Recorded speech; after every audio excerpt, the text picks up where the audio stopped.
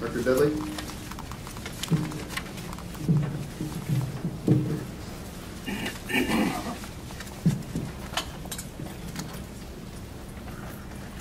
Good afternoon. Are we on? The question before this commission is whether or not to completely destroy highly productive agricultural land to make way for yet another unneeded suburb. I want to start, first of all, I'm going to discuss three things. I'm going to discuss agriculture, I'm going to discuss traffic, and then I'm going to discuss the lack of need for houses. So to begin my discussion of agriculture, I'd like to start by quoting Bruce Plash. You all remember this? We all got it? It's not very far that you have to look for this quote. It's on page 1 of page 1 of page 1. And this comes from Bruce Plash himself, who says, "The petition has favorable agronomic conditions for crop production. This area has high quality soils, flat or gently sloping terrain, high solar radiation, low pumping costs for irrigation water, and good access to market. Because of the sunny conditions, the fields are well suited for growing crops during the winter months." He's saying the same thing we are. You know, this is Bruce Plash speaking for the petitioner. Why is he saying the same thing we are? Because it cannot be denied. Plash later writes, "But the petition area constitutes 1/4 of what is called the Golden Triangle, and is the only part of the Golden Triangle which is still remaining in agriculture." I want to repeat that. The petition area constitutes about 1/4 of what was called the Golden Triangle. The Golden Triangle. Why is it called that? Because, as another of our exhibits states, for vegetable crops, the Ho'opili lands are among the most sustainably productive in the world. Now, most places in the world, because of their winters, have only one growing season, as we've heard many times. Hawaii can grow year-round, though some areas are limited in the number of crops they produce because of the cloud cover and the rain. Because of the abundant sunshine in the low-lying Ho'opili area, yields of crops like sweet corn are at least 55% higher than they are on the north slopes below Wahiawa. Well, what does this land grow? In 2007, the last year records were kept, Ho'opili land produced more than 40% of Oahu's fresh broccoli, 40% of its fresh beans, romaine lettuce, and zucchini, and more than 70% of Oahu's fresh corn, cantaloupe, pumpkin, and honeydew, along with small percentages of a number of other crops. Ho'opili also constitutes a huge chunk of our ag land on Oahu. When pineapple and coffee and flowers and other exports are excluded, there are just less than 5,000 acres on Oahu currently producing food for our local people. Ho'opili accounts for 1,500 plus of those acres, and all of this is 32% of the active farm acreage on Oahu producing food for the local market. Again, let me repeat, Ho'opili constitutes 1/3 of our Oahu farmland producing food for the local market. Let's talk about the soil. Professor Jonathan Dienick testified that close to 90% of the petition area is composed of high-activity clays. Now, these clays are characterized by very high nutrient retention capacity and by high fertility. He said 50% of the soils come from two groupings, mollisols and vertisols.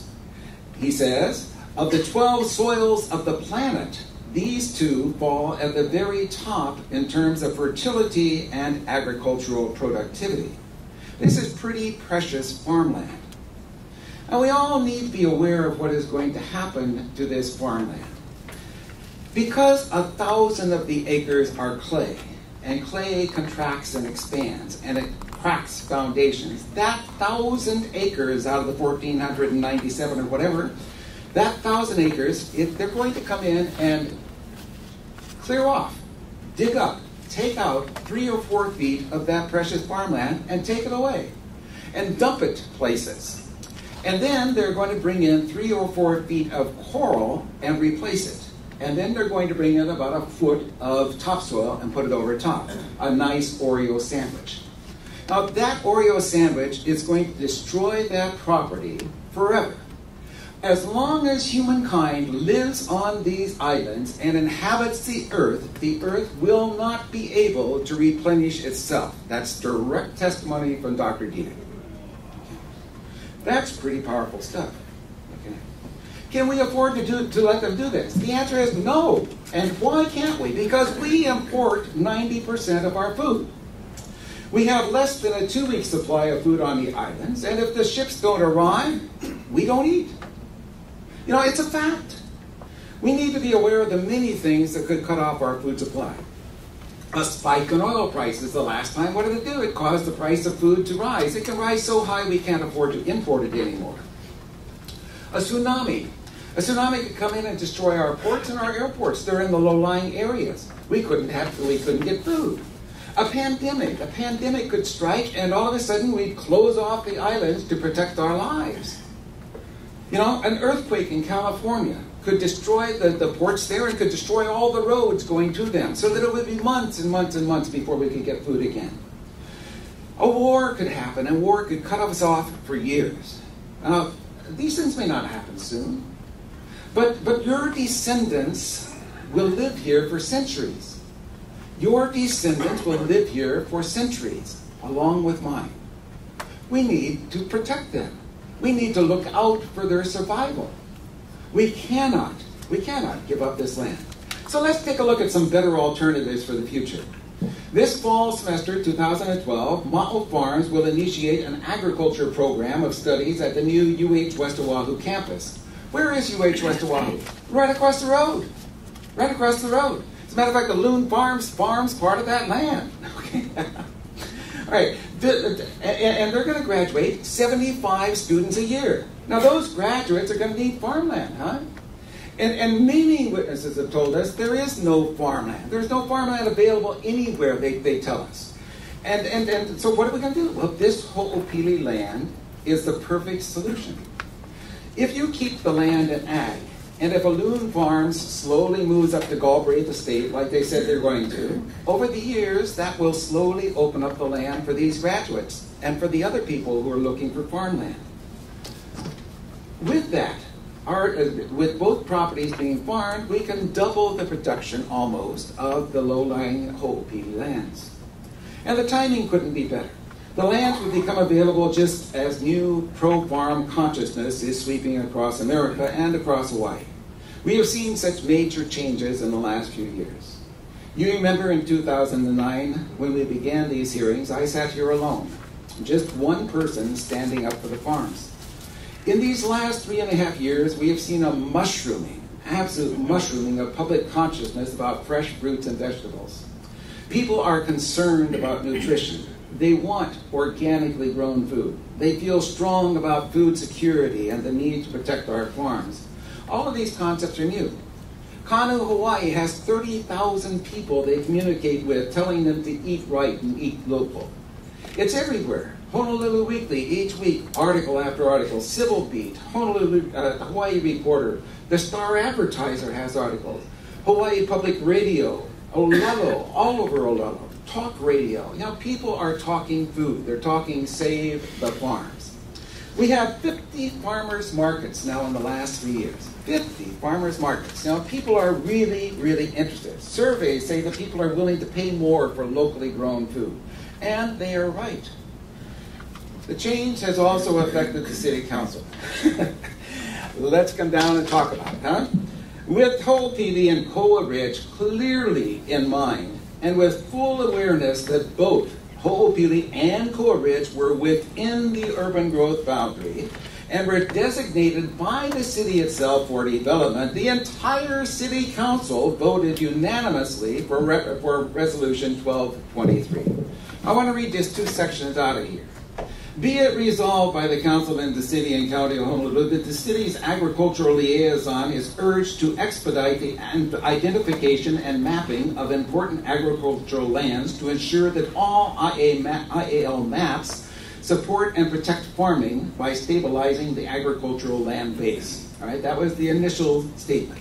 After Councilman Tom Berg talked to the council and got them working on it, they added this: be it resolved that the process of identification and mapping of important agricultural lands also consider agriculturally productive lands within the urban growth boundaries that are classified as prime agricultural lands, provided adequate water supply is available. The city changed their position. They're saying, even though we have the urban growth boundary, even though we've designated these lands as for development, if you, and they're not trying to force you to do anything, they're not trying to dissuade you, they're just saying, if you guys change, we're going to change. Okay? We're keeping open the option here. We're asking for those lands within the urban growth boundary to be included so that we can consider them. Give them the opportunity. Okay. Let's move on. This is the city council. What about the state legislature? You know, we're trying to show the change that's going on, huh? In this last session, there was a bill, House Bill 2703, which would have doubled local agriculture by the year 2020. 37 of the 50 representatives signed that bill, co-authored that bill. 37. That's more than 2/3 of the representatives in the House of Representatives and 4 senators. It sailed through the House and it sailed through the Senate before being killed in the conference committee because of outside pressures. I need not tell you where the outside pressures came from. The bill, getting that far though, shows that the world has indeed changed. Demand for food security and for fresh, locally grown produce really is the wave of the future, and we need to ride that wave. I want to talk next about traffic. During the Lingle administration, the Commission received a very grave warning about freeway standstill from the State Director of Transportation, Brennan Morioka. In his written testimony, he wrote, "Even with all assumed mitigation measures, the H1 freeway will quickly degrade to level of service F due to the Ho'opili project. At LOSF, there is gridlock on the freeway. He continued, "Knowing that we would not accept the petitioner's proposed TIAR or any modification thereof, the Department of Transportation has proposed no conditions for the decision of order." Knowing that we would not accept the petitioner's proposed TIAR or any modification thereof. How much stronger can you get? Okay. The final environmental impact station for the project, this job he has, it got to be later, okay? Well, we find table 413 in the final version of it. It shows that in 2030, when the project is fully built out, even with rail in place, all the intersections on H1 freeway will mostly have level of service F at rush hour. Let's go through them. We're going to start at Makakilo Drive, where I live. This is 7 miles before you get to the merge, folks.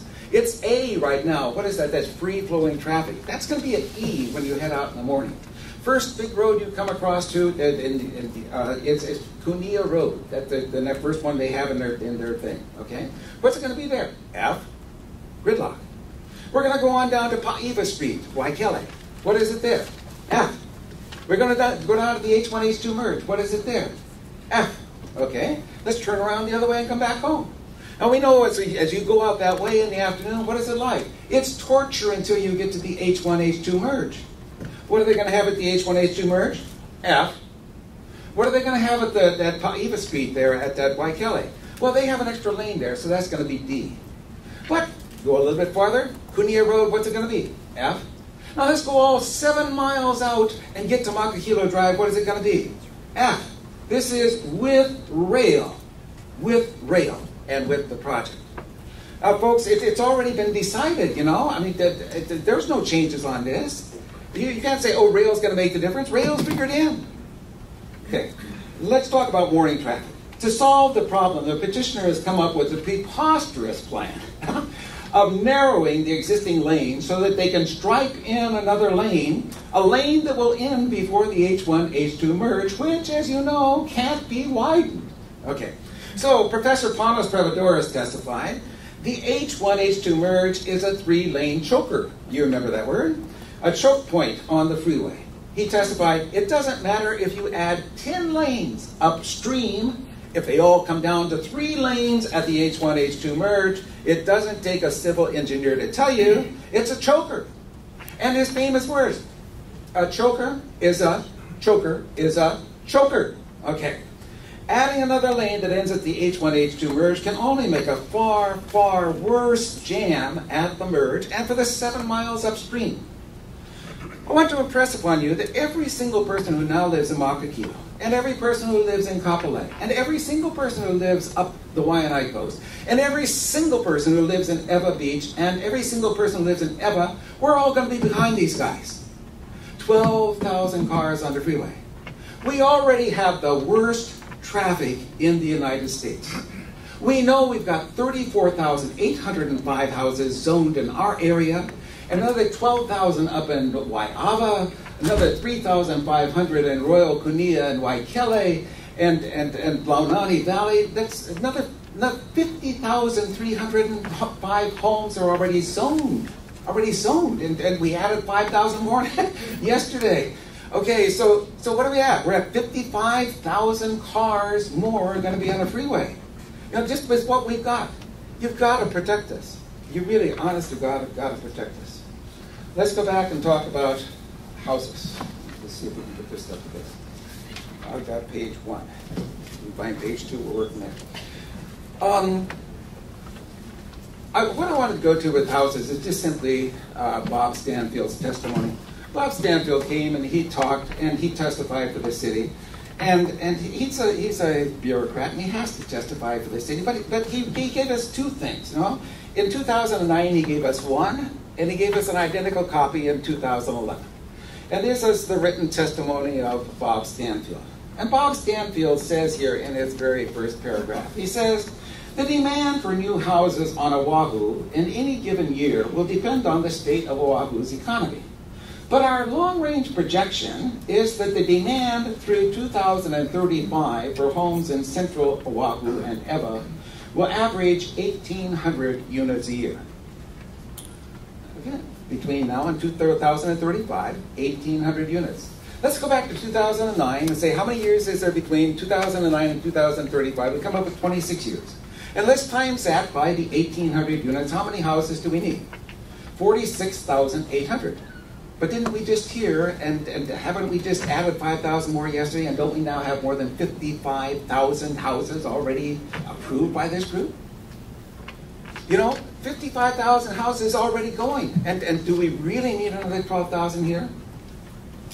When, I think I've just about made that point. So let me move to wrap up the things that I wanted to go. Okay, to the page right before it, the stuff at the bottom.